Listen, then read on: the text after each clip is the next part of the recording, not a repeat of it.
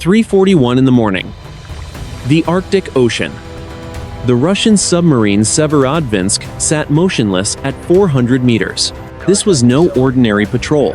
For 3 days, the crew had been hunting a shadow that moved beneath the tectonic plates of the Gakkel ridge. The question was not what it was, but how it was moving through the solid rock of the seabed. The water outside the double hull was -2 degrees Celsius. Above, a solid sheet of pack ice, 4 meters thick, sealed the world away from the sky. Inside the Combat Information Center, the only light came from the soft glow of tactical displays. The air was heavy with the smell of recycled oxygen and machine oil. The sonar officer pressed his headsets closer to his ears. He was a veteran of the Northern Fleet, named Senior Lieutenant Volkov. He had spent 10 years listening to the language of the deep. He knew the songs of whales and the grinding of ice. He knew the signature of every American and British boat that dared to enter these waters. This was none of those things. Volkov turned to the captain. Captain First Rank Mikhail Abramov stood behind him, his hand gripping a cold metal rail. Volkov spoke in a low voice. "Captain, the seismic event has stopped. The ringing in the crust is gone." Abramov looked at the waterfall display on the sonar screen. Position. Volkov adjusted a dial. The source was directly beneath us, 6,000 meters down, in the trench. The captain frowned. The Gakkel Ridge was a place of volcanic activity and shifting earth. But volcanoes did not produce rhythmic, pulsing tones. They did not change frequency, as if searching for a broadcast. Suddenly, a new line appeared on the display. It was sharp. It was vertical. It was moving with impossible speed. Volkov sat upright. His face went pale in the blue light. Contact. Designated Sierra 1. It is no longer in the crust. It has breached the seabed. Abramov leaned over the station. Distance. 0 meters. It is directly below our keel. Speed. Volkov hesitated. He looked at the digital readout. He looked back at his captain. "Sir, the system is showing 600 knots. The room went silent. 600 knots was faster than a commercial jet. It was 4 times faster than the world's fastest torpedo. Water was a dense medium. Physics dictated that nothing could travel that fast underwater without vaporizing. The captain shouted, "Recalibrate! That is a sensor ghost." Negative. Captain, I am getting active returns. The object is massive. It is displacing water. It is rising vertically. Abramov turned to the helm. A head flank, full rise on the planes. Get us out of its path. The massive nuclear reactors on the Severodvinsk surged to life. The deck tilted as the submarine struggled to move its 24,000 tons of steel, but they were moving through molasses compared to the contact. Volkov spoke again. His voice was shaking. The contact is matching our maneuver. It is adjusting its bearing. It is following our shadow.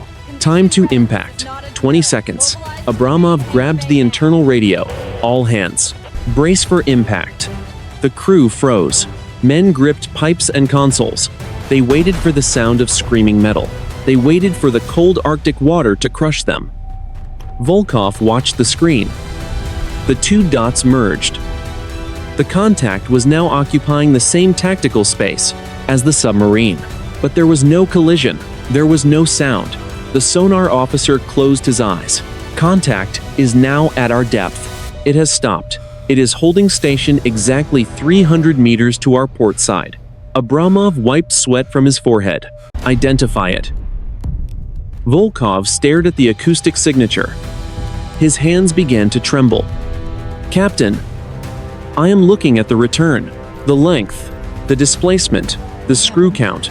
Speak, Lieutenant. The contact. It is a Yasen-class submarine. The acoustic signature is a perfect match.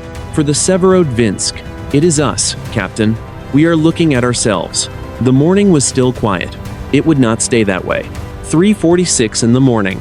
The Arctic Ocean. 40 miles to the east of the Russian position, the Virginia-class submarine USS New Hampshire drifted in the deep Sound Channel.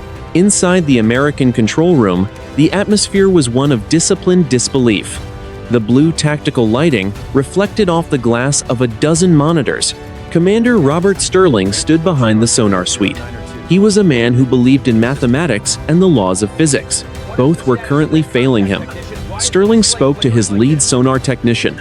"Chief, tell me I am looking at a processor error." The technician did not look up from his screen. "I have cycled the system 3 times, Commander. The towed array is clean. The hull-mounted sensors are functional. We have a solid track on the Russian boat, but this secondary contact, it is not possible." Sterling leaned in. "Confirm the speed. 620 knots. It rose from the floor of the Gakkel trench in less than 30 seconds. It is now holding station on the Russian submarine." The commander looked at the digital plot. "What is the acoustic signature?" The technician paused. He tapped a command into his keyboard to overlay 2 sound files. "Sir, that is the problem. The signature of the new contact is a 100% match for the Severodvinsk. Every pump, every blade rate on the screw, even the specific mechanical hum of their reactor cooling system. It is an identical twin." Sterling felt a chill that had nothing to do with the temperature of the room. The Russians are testing something. A high-speed drone. Or a decoy. Sir, a decoy does not displace that much water. This thing has the mass of a 24,000-ton vessel. To move that much mass at 600 knots would require more energy than a nuclear carrier, and it would create a cavitating roar that would be heard in London. This thing is silent. The New Hampshire was part of a quiet monitoring mission. They were there to watch the Russian Northern Fleet. They were not supposed to be part of the story. Sterling turned to the weapons officer. "Prepare a Mark 48 torpedo in Tube 1. Set the guidance to passive only. I do not want them to know we are here, but if that thing turns toward us, I want a solution ready." The weapons officer nodded. Tube 1 is flooded. Outer door remains closed. Back on the Severodvinsk, the situation was deteriorating into a crisis of logic. Captain Abramov stood in the center of his command deck. He could feel the eyes of his officers on him. They were waiting for an explanation he did not have. The internal speaker crackled. It was the chief engineer, Bridge. "Engineering. We are experiencing a harmonic resonance in the hull. It is matching the vibration of our own engines. It is as if the water itself is trying to vibrate at our frequency." Abramov looked at Volkov. "Is it an American trick? Are they using a digital projection?" Volkov shook his head. "No, Captain. A projection cannot hold station like this. I can hear the water moving around its hull. It is a physical object. It is sitting exactly 300 meters to our port side. It is mirroring every minor course correction we make. If we speed up, it speeds up. If we dive, it dives." Abramov made a decision. "Active sonar. 1 pulse. I want to see what this thing looks like on a hard return." Volkov hesitated. "Sir, an active pulse will reveal our exact position to any NATO boats in the area. It is a declaration of intent. We are past the point of hiding." Abramov said. "Give me a single ping." Volkov hit the transmit key. The sound was a sharp, metallic hammer blow that traveled through the water at 1,500 meters per second. The sound waves hit the object and bounced back. The return appeared on the screen. It was not a blurry shape or a distorted image. It was a perfect, crisp outline of a Yasen-class submarine. Every weld, every sensor mast, every bolt on the sail was visible. But there was one detail that made Volkov freeze. The sonar officer pointed at the screen. "Captain, look at the stern of the contact, near the rudder." Abramov leaned in. On the screen, the sonar return showed a specific jagged scar on the tail of the mystery submarine. It was a dent caused by a minor collision with a pier in Severodvinsk 2 years ago, a defect unique to this specific boat. The captain stepped back. "That is my ship." The sonar display suddenly flickered. A new sound filled the headsets. It was not a machine. It was a voice. 3:51 in the morning. The Arctic Ocean. The USS New Hampshire drifted 40 miles from the Russian contact. Commander Sterling watched the tactical plot with growing concern. This was no longer a routine surveillance mission. It was a witness to a physics-defying event. The ocean was silent, except for the low hum of the American boat. At 300 meters depth, the pressure was immense. The hull creaked occasionally as the submarine adjusted its buoyancy. The environment was a cold and unforgiving void. Sterling spoke to his executive officer. If the Russians have a way to move a submarine at 600 knots, the balance of power just vanished. The executive officer shook his head. Sir, look at the energy output. There is no thermal bloom, no wake, no cavitation. If it is a weapon, it is using a technology we do not even have a theory for. Suddenly, the sonar technician pressed his headphones. Commander, I am picking up a signal from the Russian boat. They just went active. One high-energy pulse. Response, Sterling asked. The second contact. It did not just reflect the pulse. It amplified it. And, Commander, I am getting something else. It is a voice. It is on the same frequency as the Russian internal intercom. Sterling leaned over the console. Can you patch it through? The technician adjusted a filter. Static filled the room. Then, a voice emerged. It was clear. It was precise. It was the voice of Captain Abramov. The voice spoke in Russian. This is Captain Abramov. Who are you? A second later, the same voice replied. The tone was identical. The cadence was the same. This is Captain Abramov. Who are you? On the Severodvinsk, the bridge crew was frozen. Volkov stared at his panel. The voice had not come through the radio. It had come through the hull.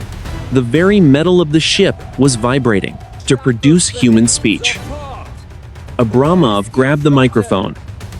I am the commander of this vessel.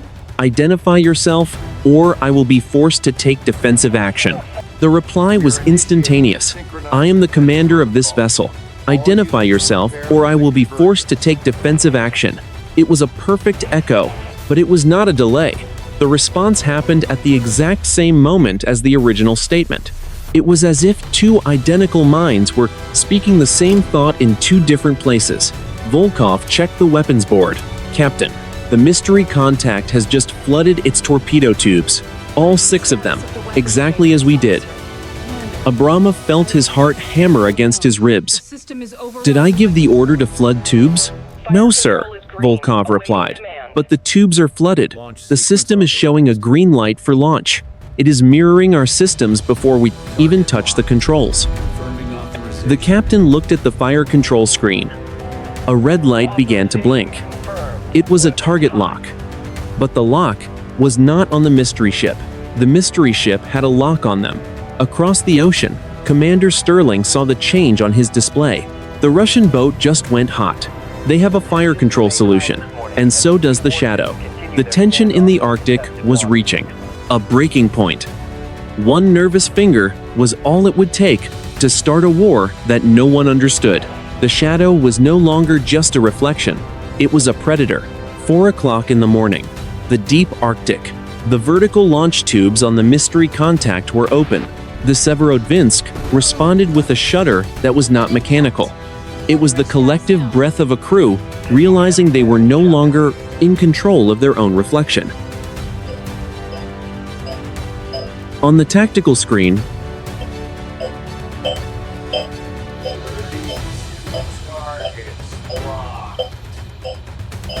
"32 silos were shown as active and ready. His own ship showed the tubes were sealed, but the sonar returned from the Shadow told a different story. The water around the mystery vessel was churning with the high-pressure gas used to eject long-range cruise missiles.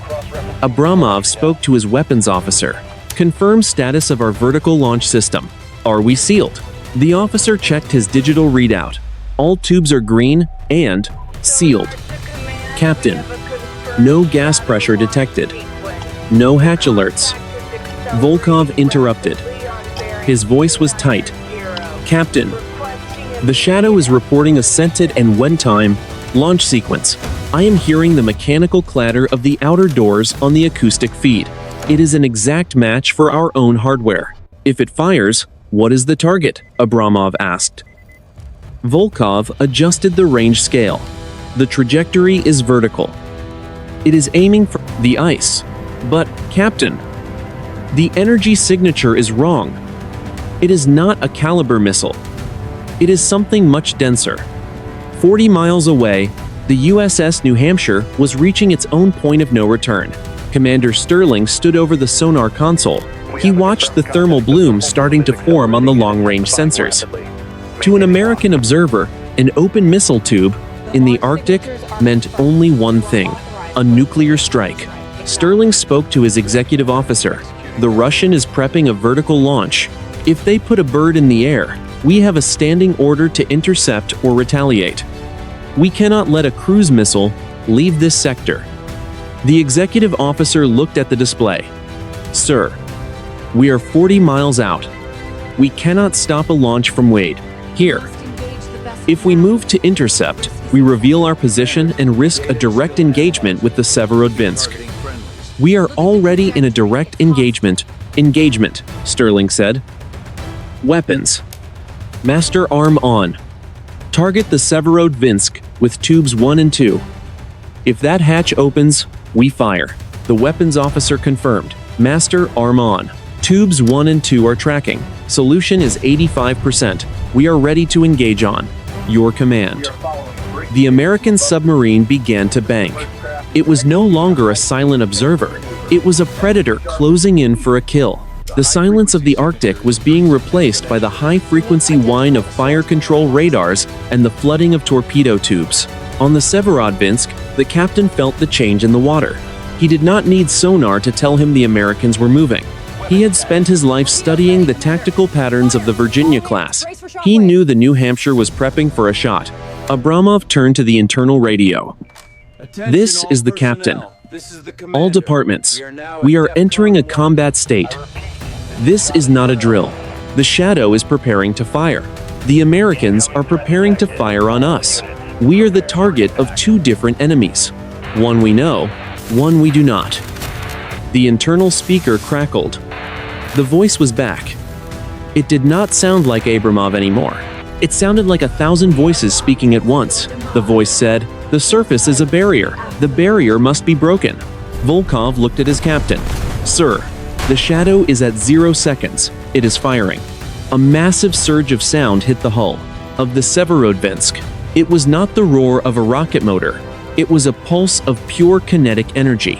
The water around the two submarines turned to steam instantly. The Shadow did not launch a missile. It launched a shockwave. Abramov grabbed the railing as the submarine was tossed like a toy. "Status. Did we fire?" "Negative," Volkov shouted over the alarms. "We are still sealed." "But the ice." "Captain, look at the ice." Above them, the 4-meter-thick pack ice did not crack. It shattered. A hole a mile wide opened in the frozen ceiling of the world. And from that hole, something was coming down. 4 o'clock in the morning. The Arctic Ocean. The world was breaking. Above the Severodvinsk, a mile of solid ice had turned to glass and then to dust. The sound was a tectonic roar that saturated every sensor on the ship. It was the sound of the planet cracking open. Inside the Russian boat, the emergency lighting flickered red. Alarms for hull integrity screamed a frantic rhythm. The air smelled of ozone and hot copper. Captain Abramov shouted over the noise. "Report. Did the Shadow fire?" Volkov was gripped by his console. His hands moved with a reflex born of 1,000 drills. The Shadow did not fire a missile. It did not fire a torpedo. It fired a kinetic pulse. The ice is gone. But Captain, something is coming through the opening. On the sonar screen, a new contact appeared. It was falling from the sky. It was not a ship. It was not an aircraft. It was a geometric shape. It was moving at 200 knots through the air. It hit the water without a splash. It was now descending through the water column with zero friction. 40 miles away, the USS New Hampshire felt the shockwave. The American submarine rolled 10 degrees to port. Men were thrown against bulkheads. Commander Sterling fought to stay upright. Status. Was that a nuclear detonation? The sonar tech was frantic. His voice was an octave higher than normal. No thermal spike, no radiation, but the ice sheet just vanished over the Russian position.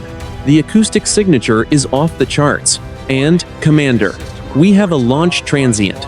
I am hearing the outer doors. The Severodvinsk just dropped a weapon. Sterling did not hesitate. The world was at the edge of a precipice. The rules of engagement were met. Fire Tube 1. Fire Tube 2. Target the Severodvinsk.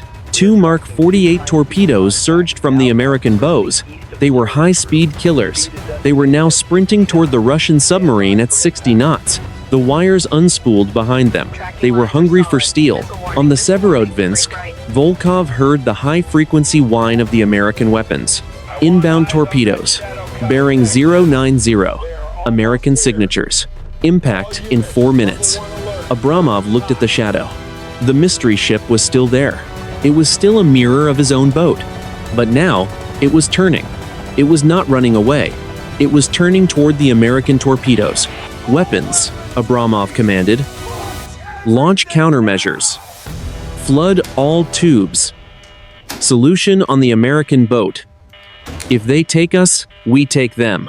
The Arctic was no longer silent. It was a web of active sonar pings and screaming torpedo engines. The Russian and American crews were seconds away from a full-scale exchange. A total war in the dark. Volkov watched the new contact. The thing that had fallen from the sky. It was now at 300 meters. It was positioned exactly between the Russians and the Americans. It was glowing with a bioluminescence that should not exist in the freezing deep. The American torpedoes were 1 minute from impact. The Russian fire control was locked. The shadow boat began to vibrate. The sound was no longer a voice. It was a low hum that bypassed the headsets. It went straight into the bones of the men. It was a frequency that felt like a warning. 30 seconds to impact. 20 seconds. The weapons officer on the New Hampshire gripped the firing stud. Torpedoes are active. They have a solid lock. Impact in 10 seconds. Abramov closed his eyes. He waited for the end. 4:0 to 5 in the morning. The Arctic Ocean. The American Mark 48 torpedoes were 6 seconds from impact. Inside the Severodvinsk, the crew held their breath. He waited for the roar of the explosion. He waited for the cold, crushing embrace of the deep. 5 seconds. 4 seconds. On the USS New Hampshire, the sonar technician shouted, "Commander, look at the display, the weapons."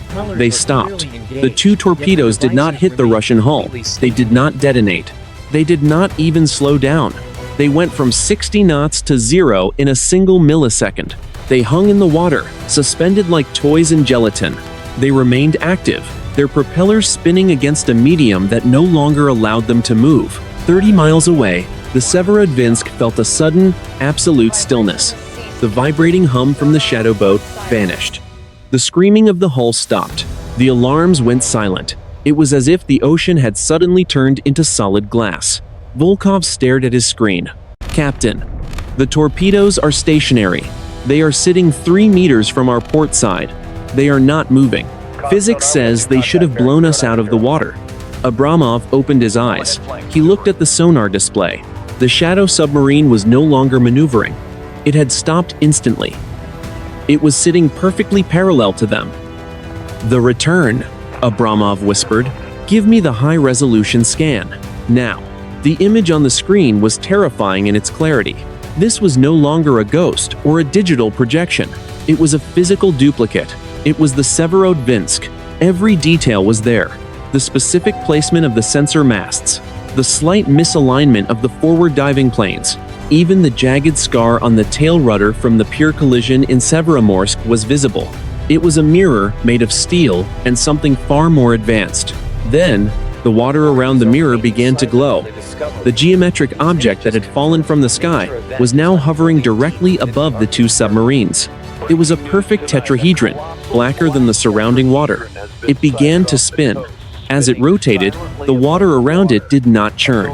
It stayed perfectly still. It stayed perfectly still. Inside the Russian bridge, the air grew cold.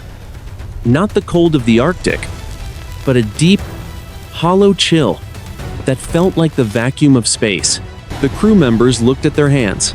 Their skin was pale, their breath misted in the air. The internal speakers crackled one last time. It was the voice of the captain. But it was not a recording.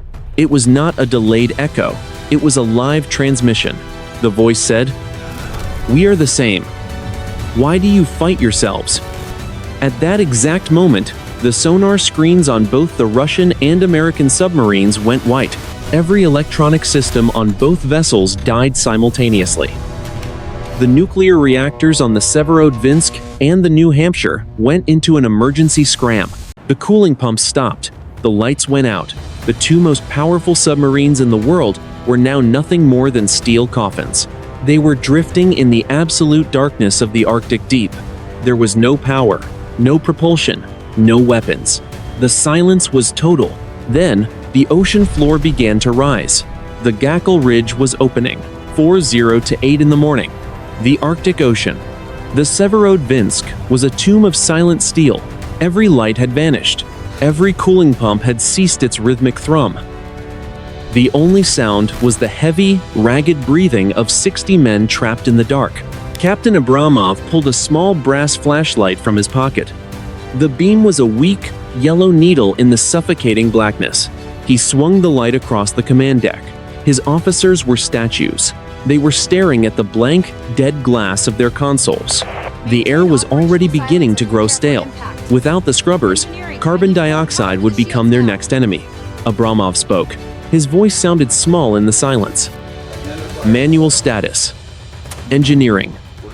Do we have the diesel generators? A voice came back from the darkness. It was the chief engineer. Negative, Captain. The bus bars are fused. It is not just a trip. The copper has melted. We have no path for electricity. We are a dead weight. Abramov turned his light toward the sonar station.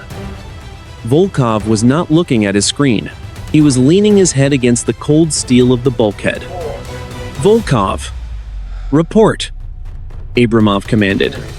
The sonar officer did not move. I do not need the sensors, Captain. I can hear them. The hull is acting as a diaphragm. The shadow boat. It is speaking to us. Abramov pressed his ear against the damp metal of the interior hull. At first, there was only the faint creak of the ship settling. Then, he heard it. It was a low, vibrating hum that formed into words. It was not coming from a speaker. It was the sound of the entire submarine vibrating at the frequency of human speech. The voice was his own. It was the voice of Abramov. We are counting the seconds. You are counting the seconds. We are afraid. You are afraid. It was a perfect acoustic reflection of the fear in the room. 40 miles away, the USS New Hampshire was in the same state of paralysis. Commander Sterling stood in his own darkened control room.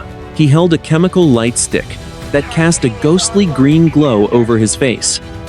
The executive officer stood beside him. Commander, the torpedoes. They are still out there. I can see them through the emergency periscope. They are glowing. The water around them is phosphorescent. Sterling looked through the high magnification lens. The two Mark 48 torpedoes were suspended in the water column like insects in amber. They were 3 meters from the Russian hull. They were not detonating. They were being studied. They did not just stop us, Sterling whispered. They neutralized the kinetic energy of a high-explosive weapon. That is not technology. That is a rewrite of the laws of motion. The sonar technician on the New Hampshire spoke up. His voice was trembling. Sir, I am hearing a signal on the emergency hydrophone. It is a rhythmic pulse. It is coming from the seabed, from the trench. The seabed was no longer a static floor of silt and rock. Below them, the Gakkel Ridge was beginning to glow with a deep, pulsing violet light. The tectonic plates were not shifting. They were unfolding. Huge sections of the Earth's crust were sliding aside like the petals of a metallic flower. Inside the Severodvinsk, the floor began to tilt. They were not sinking. They were being pulled. Abramov felt the shift in his gut.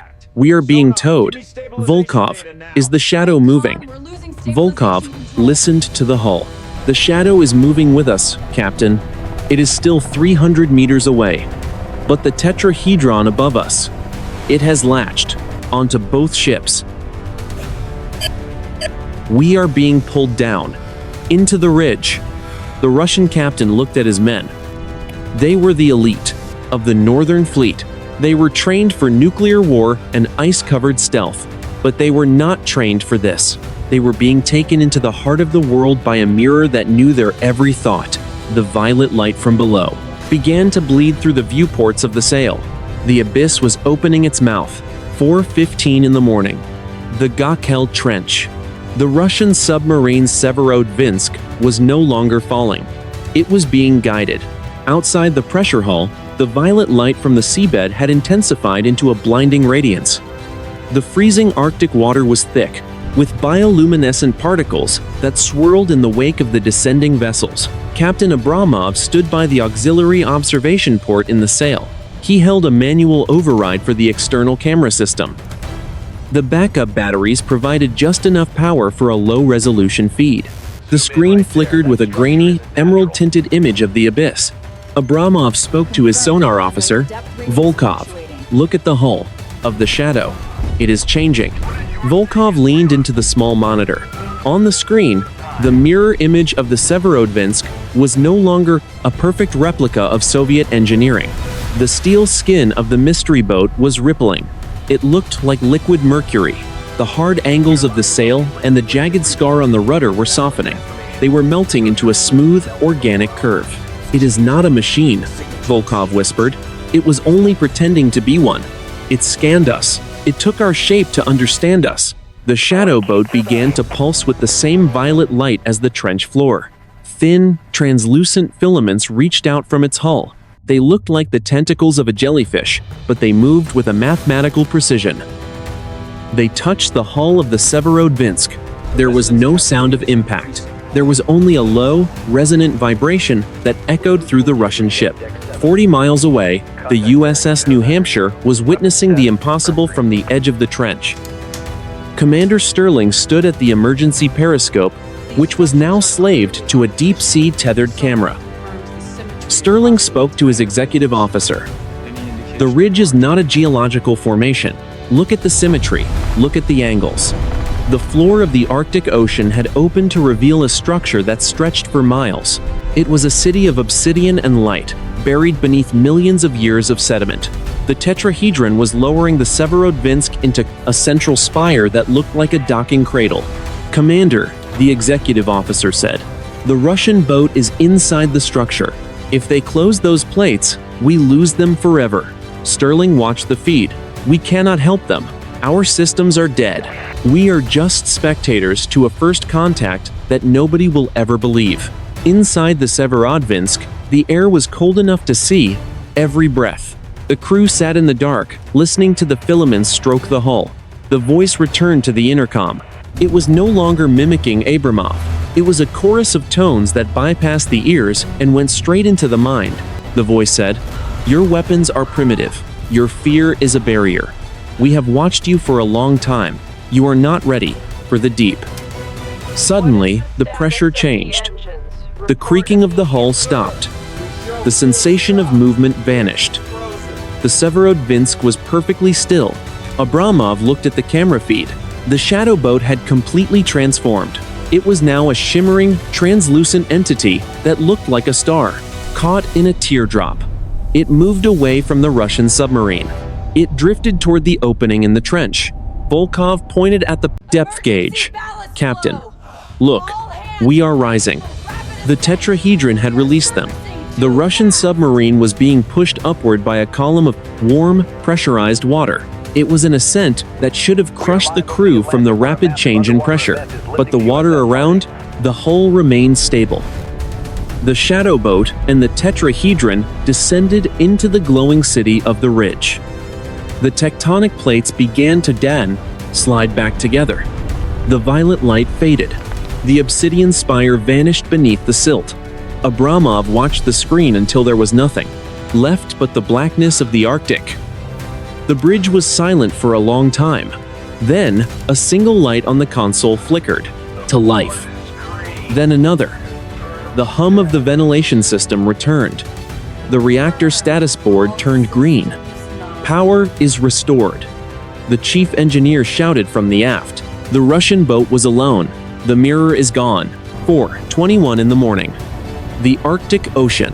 The nuclear reactor on the Severodvinsk hummed with a steady, reassuring vibration. The darkness of the command deck was gone. The harsh white glare of the overhead LEDs returned, reflecting off the pale, sweat-streaked faces of the Russian crew. They were back inside a warship. Captain Abramov stood at the center of the deck. His breathing was heavy, but his voice was cold and professional. Damage control reports. Now. The internal speakers crackled. This time, it was the actual voice of the chief engineer. Reactor is stable at 30% power. All cooling loops are nominal. We have minor electrical fires in compartments 4 and 7. Teams are responding. The hull is intact. No leaks detected. Abramov turned to the sonar station. Volkov was staring at his screen as if he were trying to see through the glass into another world. Volkov, where is it? The captain asked. Volkov pointed at the waterfall display. 2 distinct contacts were visible. They were no longer mimicking the Severodvinsk. They were 2 perfect spheres of light, shrinking in size as they moved away. The shadow has divided, Volkov said. It split into 2 identical signatures. They are descending back into the trench. Speed is 80 knots and increasing. 100 knots. 200. They are gone, Captain. They just vanished into the silt at the bottom of the ridge. Abramov looked at the tactical plot. The massive opening in the seabed was closing. On the seismic sensors, the grinding of the tectonic plates sounded like a distant, dying echo. The violet light had faded. The Arctic was returning to its natural state of freezing, black silence. 40 miles away, the USS New Hampshire surged back to life. The emergency scram had been bypassed. The American crew worked. With the speed of men who had just looked into an open grave, Commander Sterling watched the screens flicker back to functionality. Report. Tactical status. The weapons officer spoke quickly. Tubes 1 and 2 are empty, sir. The torpedoes we fired. They are gone. No acoustic transients of a detonation. They were simply erased from the water. Sterling looked at the spot on the map where the Severodvinsk was positioned. The Russian boat was moving. It was no longer a target. It was a survivor. The Russians, Sterling asked. They are under power, Commander.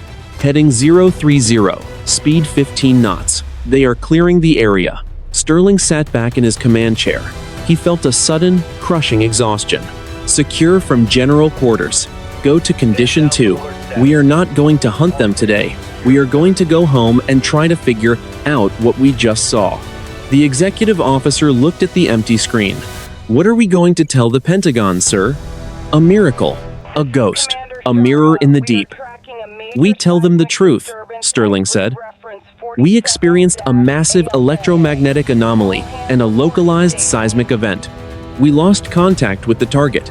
Anything else stays in the captain's log until I am told otherwise. On the Severodvinsk, the atmosphere was identical. There was no cheering. There was no relief. There was only the sound of men doing their jobs to keep a submarine from sinking. The professional mask had returned, but the eyes of the sailors told a different story. Abramov looked at the empty sonar screen, set a course for Severodvinsk, ahead 1/3. Maintain silent running.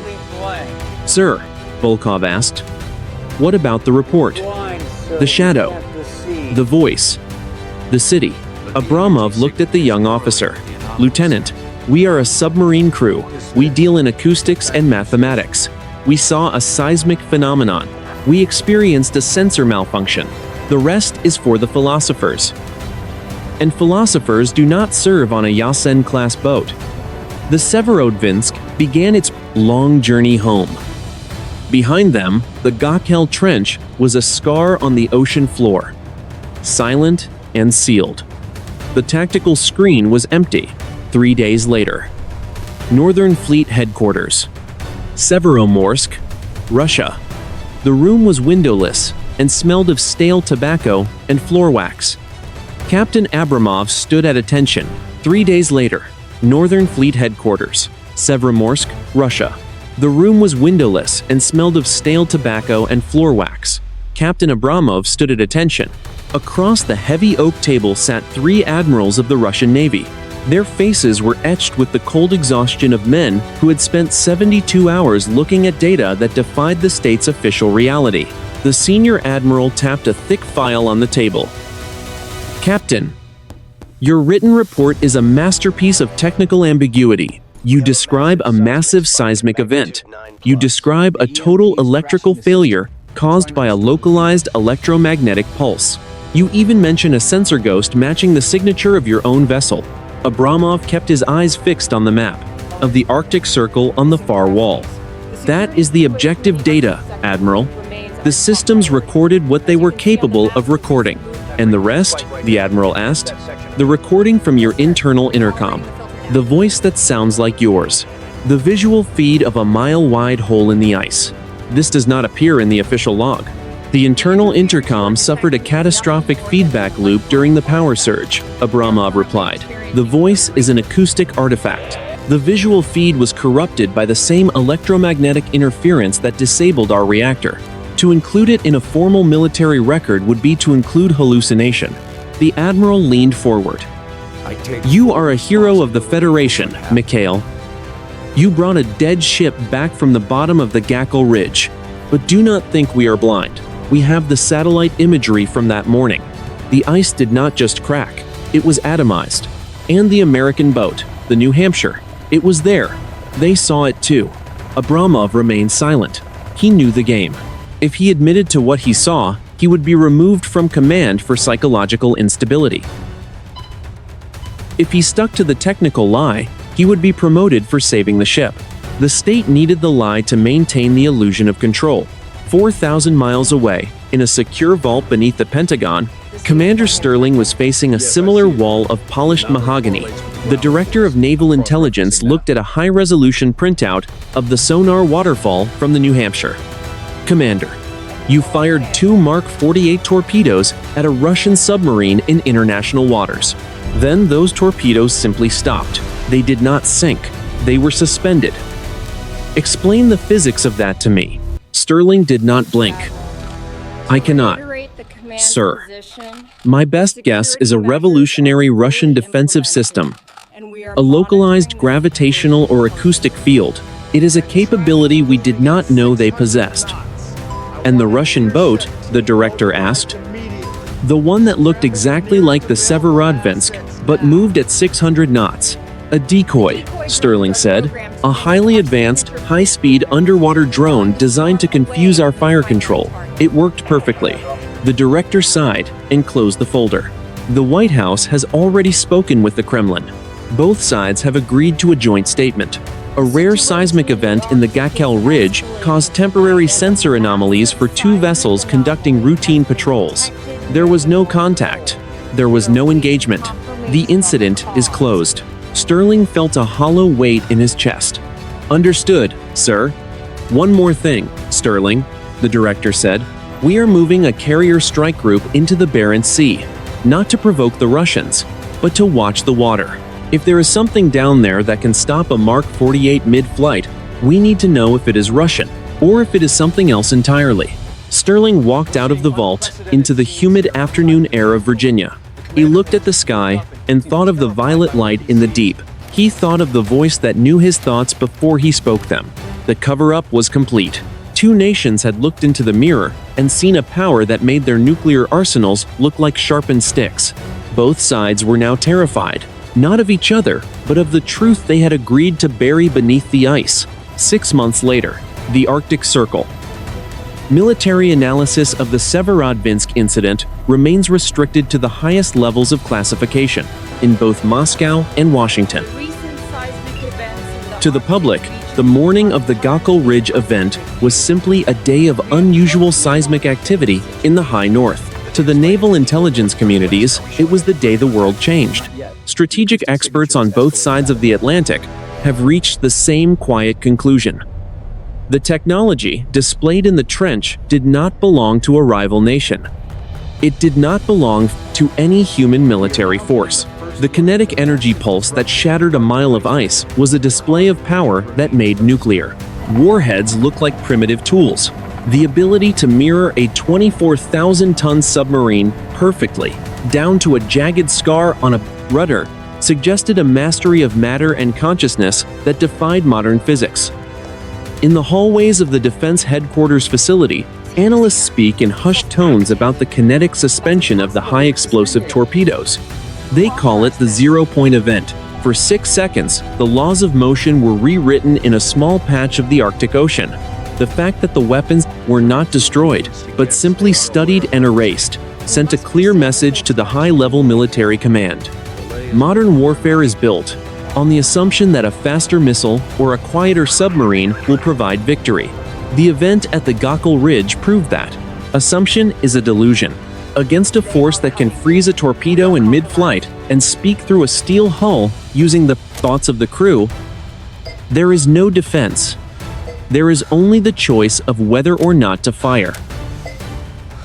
In the Northern Fleet base at Severodvinsk, Captain Abramov still commands the naval warship. He is a more silent man now. He spends hours staring at the sonar displays during routine patrols. He listens to the hum of the reactor and the creak of the hull.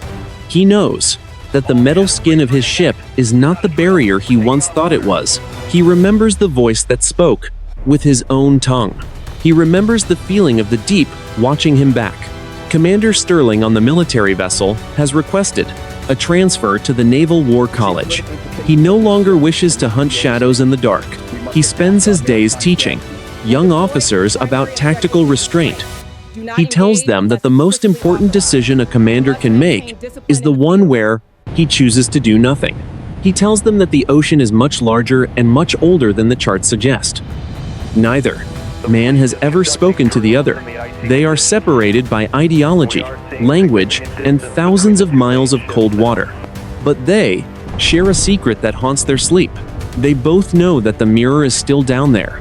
They know that the city of obsidian and light is not a ghost. It is a neighbor. The Arctic is silent once more. The ice has frozen over the hole that was blown into the sky. The Gakkel Ridge is a dark line on a map, buried beneath millions of tons of silt and salt. The satellites show nothing but a white expanse of frozen wilderness. But beneath the 4 meters of ice, in the crushing pressure of the deep, something is still moving. It does not use propellers. It does not leave a thermal bloom. It waits in the trenches, watching the small, steel ships of humanity struggle against the cold. It waits for the day when the creatures of the surface are finally ready to look into the mirror without reaching for their weapons. Until then, the ocean remains a place of mystery and high-stakes silence. The superpowers continue their patrols, their sensors searching for the familiar sounds of engines and pumps. But every sonar technician who was there that morning knows the truth. They are not the apex predators of the deep. They are merely guests in a world that does not belong to them. The morning was quiet, the deep remains patient, and the mirror is always watching.